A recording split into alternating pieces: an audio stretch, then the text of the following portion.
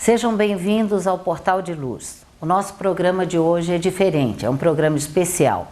Uma entrevista com a doutora Marlene Nobre, que além de médica e presidente da Associação Médico Espírita Brasileira e Internacional, é autora de diversos livros. O livro de hoje que será abordado é Nossa Vida no Além. Todos nós temos muitas dúvidas a respeito do que acontece na nossa vida após a morte. Como é a vida no além? Como nós sobrevivemos? Como é o momento da morte de cada um? E é sobre esse tema que a doutora Marlene pesquisou profundamente e ela vai nos falar.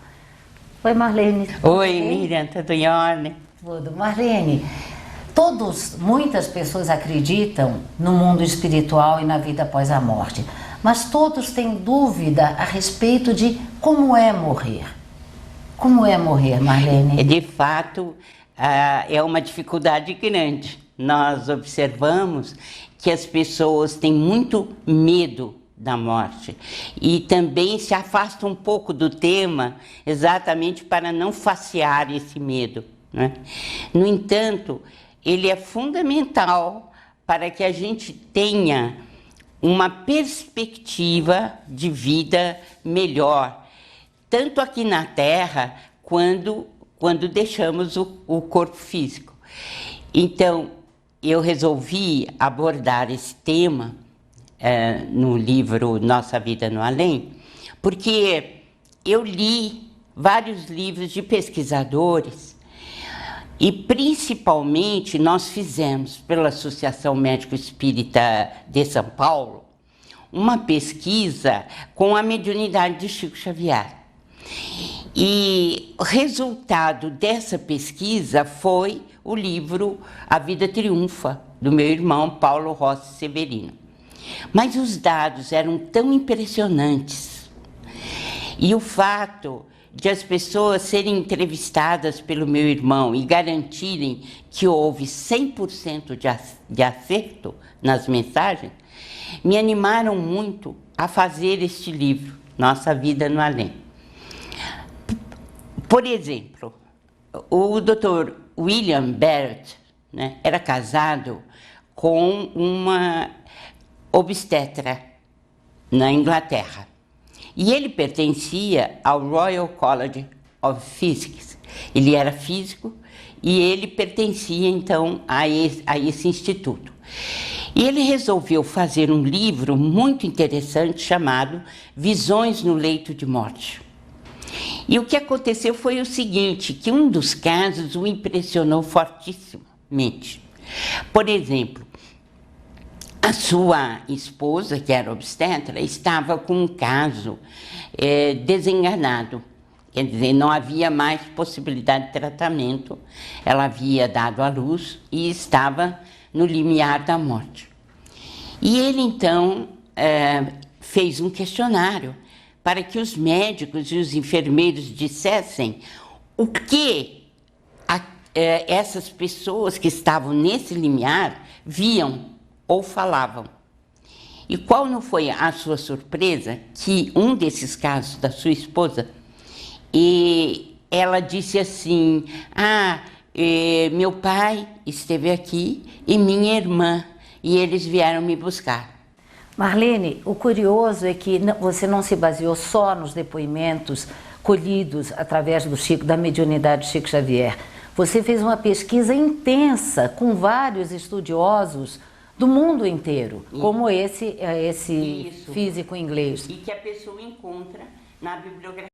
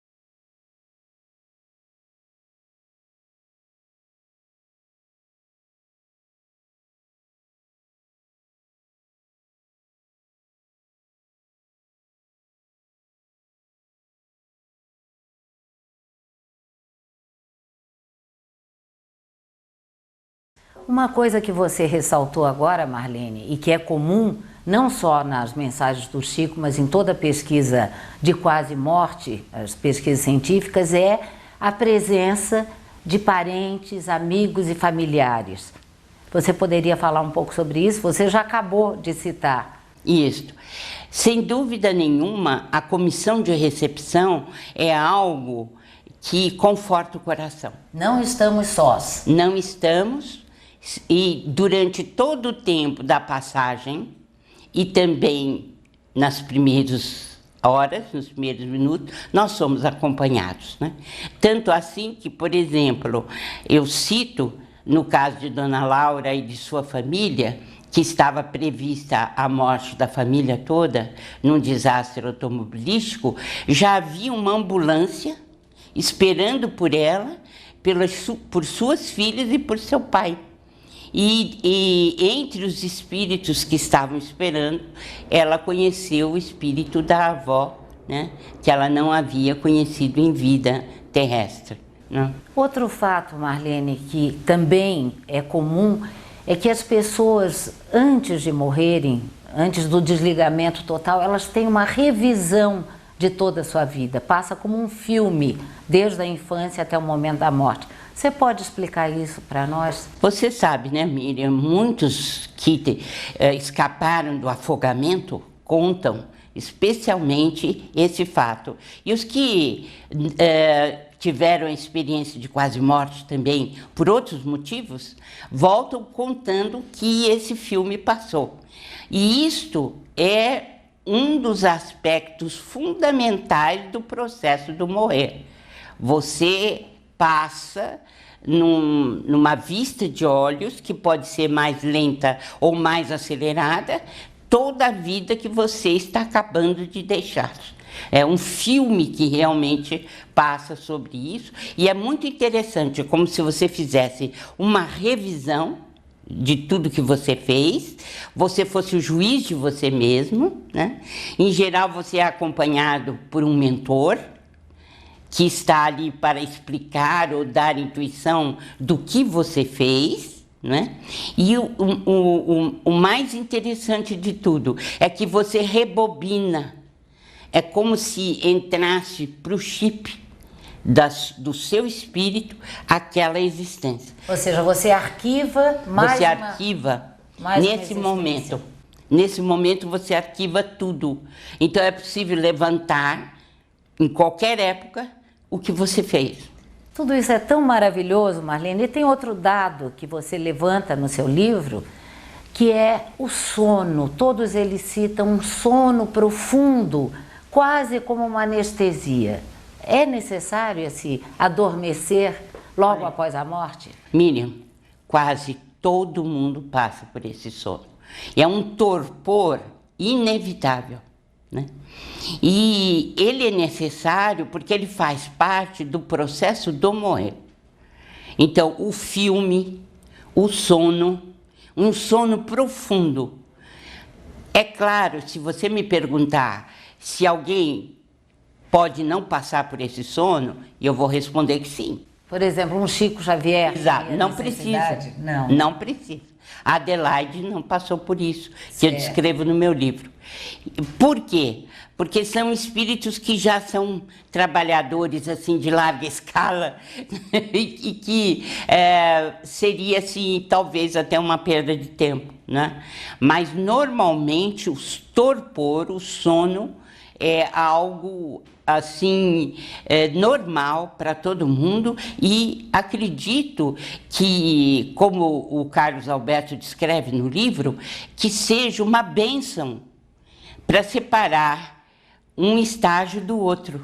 E até para haver uma recuperação do perispírito, seria isso? Exato. Porque, por exemplo, durante o sono, o perispírito, que é o molde do corpo físico, né, ele vai se recompor para adentrar o mundo espiritual. E o perispírito que nós temos na matéria, ele não é igual ao perispírito com o qual nós nos apresentamos no mundo espiritual. O perispírito não morre, Ele é um molde do corpo, ele permanece o mesmo. No entanto, ele precisa fazer certas adaptações, tanto quando ele reencarna, quando ele morre. Vamos a um breve intervalo e já voltamos. A Creche Lar do Alvorecer é uma entidade assistencial mantida pelo Grupo Espírita Caibar Schutel. Localizada em Diadema, tem como propósito trabalhar pelo desenvolvimento de uma cultura de paz, através da educação e da assistência a crianças, jovens e adultos. São 250 crianças atendidas diariamente. Conheça nossas atividades e colabore conosco pelo ideal de um mundo melhor. www.lardoalvorecer.org.br. O jornal Folha Espírita, fundado em 18 de abril de 1974, se dedica à divulgação da doutrina espírita. Saiba mais sobre assuntos atuais com o enfoque do espiritismo, além de entrevistas e artigos de diversos colunistas. Você pode escolher na versão digital ou impressa. Acesse e faça sua assinatura. www.folhaespírita.com.br. Voltamos com o Portal de Luz, hoje uma entrevista especial com a doutora Marlene Nobre sobre o livro Nossa Vida no Além. Por exemplo, Marlene, só para esclarecer, no caso de pessoas que morrem com doenças prolongadas ou assassinados, ou com lesões ou mutilações no corpo físico, chegando lá eles permanecem com isso ou durante esse tempo ele é tratado? Vai variar muito, de espírito para espírito. Aliás, aproveito para dizer que não tem uma morte igual a outra. Não há. Então, vai depender da moral e do que o espírito acumulou como patrimônio espiritual durante a sua vida terrena. Então, por exemplo, tem vários casos no livro, né? Há espíritos que demoraram 7 meses, 8 meses se recuperando nos postos de saúde ou nos hospitais. Há aqueles que demoram mais. E há aqueles que têm uma recuperação quase instantânea. Tudo vai depender do grau de moralidade nosso. E da evolução de cada um. Da evolução de cada um. O que nós aprendemos? Não é? Qual foi o tipo de vida que nós tivemos? Se houver perdão, por exemplo, num assassinato por parte do espírito, ele tem muito mais chance de se recuperar rapidamente.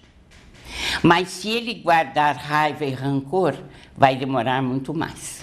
Essa é outra pergunta, Marlene. No momento de desligamento do corpo e do espírito, para onde vai o espírito? Existem infinitas zonas de acolhimento, né? Isso. Os gregos falavam nas parcas, que elas vinham para fazer o desligamento do espírito do corpo físico, né? E isso corresponde à realidade. Existem equipes que vêm para fazer o desligamento no momento da morte física. Então, primeiramente, a gente desliga o centro vegetativo, que está localizado no plexo solar e no abdômen. Depois a gente desliga o centro o sentimental, que é o tórax, e depois o centro mental, que é onde se encontra o espírito na parte cerebral. Dito isto, os espíritos vão fazendo, então, o desligamento etapa por etapa. E o que é que a gente encontra do outro lado? Essa comissão de recepção, que nós já falamos, são parentes, amigos que vêm nos buscar, né? Ninguém está abandonado do amor divino. Todos nós temos acompanhantes. E o lugar para onde nós vamos? Vai depender de quê? Da nossa evolução. Então, porque o nosso perispírito, que nós já falamos, é um molde igualzinho ao corpo físico, ou o corpo físico é igual ao molde do perispírito, esse perispírito, o que vai acontecer com ele? Ele vai ser mais opaco, mais brilhante, dependendo da vida moral que ele teve. E ele tem um peso específico.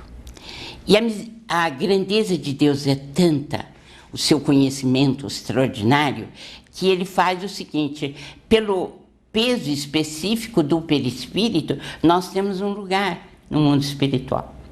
Nós somos automaticamente guindados para aquele local. Marlene, só uma dúvida minha agora, uma curiosidade que eu acho que também é do telespectador. No caso de resgates coletivos, desses acidentes que nós presenciamos, seja aeroviários ou qualquer outro tipo de resgate coletivo, também as equipes, eles sofrem, eles percebem o momento do acidente? Na maioria das vezes, o espírito não está preparado para esse resgate. Mas existem equipes e equipes de espíritos que estão ali para recebê-los. E de acordo com a evolução espiritual de cada um, a libertação se faz mais rápida ou menos rápida. Isso pode ser visto no livro Ação e Reação, quando os 2 pilotos que morreram no desastre aviatório, eles se desligam rapidamente e cruzam os céus na direção de um plano muito melhor, um plano superior. Mas muitos dos passageiros estavam presos ainda ao corpo físico porque eles não tinham preparo algum. Então, no desastre coletivo, Miriam, muitas vezes o espírito demora muito tempo também para se libertar. Isso que eu ia lhe perguntar, antes da gente ir para o além e saber como é a vida lá, se existem hospitais, isso tudo, existem espíritos que ficam presos aos despojos e acompanham esse processo todo do desencarne. Se esse espírito, se essa alma teve uma ligação muito forte com as questões materiais, se ele foi um espírito assim, muito ligado à matéria, ele vai ter muita dificuldade para se libertar. Se ele foi um suicida, muito maior ainda. A dificuldade é enorme. Por quê? Porque o fluido vital que o acompanha desde o nascimento, a possibilidade de ser renovado, esse fluido vital, ele, devido ao problema do espírito cortar os laços antes do tempo, o que vai acontecer?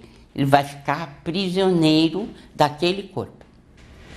Então depende muito. Há espíritos que têm mais facilidade para se desprender e outros que vão ficar mais tempo unidos aos despojos carnais e vão sofrer muito mais. Então existem espíritos que acompanham todo o processo ou eles já estão naquele estado de torpor? O velório, o enterro, a participação dos familiares. Se ele não está em sono profundo, se ele não entrou nessa parte ainda, ele pode acompanhar. Mas se no processo desencarnatório dele já entrou na questão do sono, ele não acompanha. Ele está, por exemplo, ali no ambiente ou no posto de saúde, depende, né, onde ele está, e ele não toma conhecimento do que se passa ao seu redor. Este sono, que é, vamos dizer assim, uma bênção, no dizer do Carlos Alberto, né? Porque você acaba aproveitando aqueles momentos para se libertar. Quando você acorda, em geral, tem um familiar seu que vai conversar. É o diálogo terapêutico. É um diálogo em que ele vai ser informado que ele já fez a passagem, ou se ele não está em condições, não se fala nada, apenas é uma conversa familiar, amorosa e nada mais. E existem os espíritos que reagem a essa nova realidade e se recusam a aceitá-la, não é, Marlene? Em geral, eles ficam indiferentes. Eles preferem não pensar no assunto. E vivem como se continuassem na vida material. Exato. Muita gente fica dentro de casa e continua uma vida que é fantasiosa, ao mesmo tempo que ele usa a imaginação, porque ele não tolera o fato de não estar mais na Terra, por exemplo. Então, ele fica entre os familiares, ele tem uma vida considerada por ele normal, mas que não é normal. O que nós devemos desejar para os nossos familiares, quando eles desencarnam, é que eles estejam numa dimensão do mundo espiritual, continuando a sua evolução. E eles fiquem em conexão conosco através da prece, da vibração e do trabalho construtivo no bem. Agora, nesse ponto, nós, enquanto encarnados, temos responsabilidade nisso, né? No momento em que nós não conseguimos nos desapegar dos entes amados. Exato. Há muitos pais, por exemplo, que conservam os filhos, né? Ou as aquisições do filho em roupas, em apetrechos, etc., objetos pessoais, e deixam tudo igual, como se ele ainda estivesse ali. Isso faz muito mal para o espírito, segundo o que eu pude observar das cartas, porque eu li 500 cartas do Chico, além daquelas que eu já tinha feito com A Vida Triunfa. Então, o que eles dizem para o pai e a mãe? Por favor, deem as minhas roupas, deem meus objetos, eu não estou aí. Os retratos vocês podem conservar, porque através dos retratos nós estaremos conversando. Outra coisa que eles dizem muito é que o pensamento dos pais, sobretudo da mãe, em relação a eles, entra diretamente no coração como se estivesse tocando um telefone. E eles são capazes, então, de receber toda a vibração que chega da Terra, daquilo que o pai e a mãe estão pensando. Isso prejudica o reequilíbrio do espírito. Muitos vêm pedir, pelo amor de Deus, para que dirijam-se a eles de uma forma positiva, mas sem esse apego demasiado.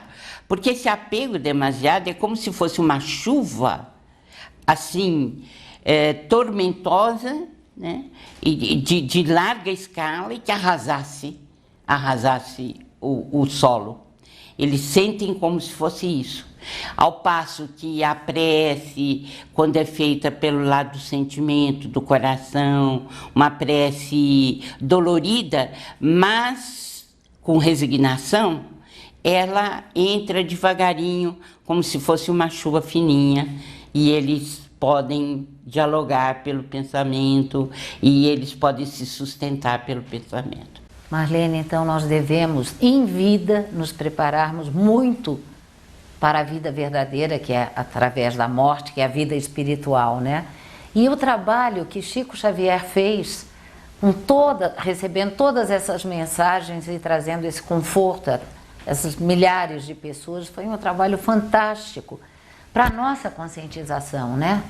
Olha, eu tenho certeza de que precisamos mudar o nosso conceito de morte, o que vamos encontrar do outro lado, e a nossa relação nessa vida com as outras dimensões. Nós precisamos mudar os nossos conceitos. Precisamos trabalhar no sentido de uma continuidade e não de uma ruptura abrupta, sem nenhum propósito, né? E nós sabemos que a saudade, quando ela está junto conosco, é a ausência do magnetismo daquela pessoa. Mas nós temos que aceitar a separação e fazer um rearranjo na afetividade com aqueles que ficaram. E uma educação permanente a respeito da morte. Educação para a morte. Nós temos que ter, porque ela não é dolorosa, né? Ainda o Chico insistia, falava muito conosco, não pensem que a morte é dolorosa. porque existe um estado de torpor que tira completamente qualquer ideia de dor e de separação naquele momento, e o espírito não sente nada. O Portal de Luz continua essa entrevista, vai haver a segunda parte dessa entrevista com a doutora Marlene Nobre sobre o livro Nossa Vida no Além. Por favor, participem, mande seus e-mails, telefonem e serão sorteados 2 livros para aqueles que participarem. Obrigada.